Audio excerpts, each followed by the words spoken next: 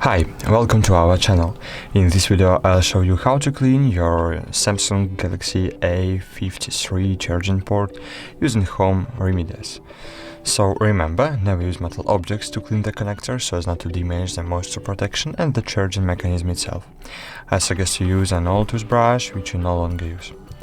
So as you can see, there is a piece of paper in my charging port, and that is preventing the charging cable from going all the way into the connector, and now we are going to try to clear it. So firstly, take the brush in your hand and insert the one part of the brush in your charging port, and then gently pry the dirt out. So my USB port is clean, and that's all.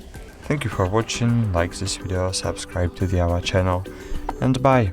See you.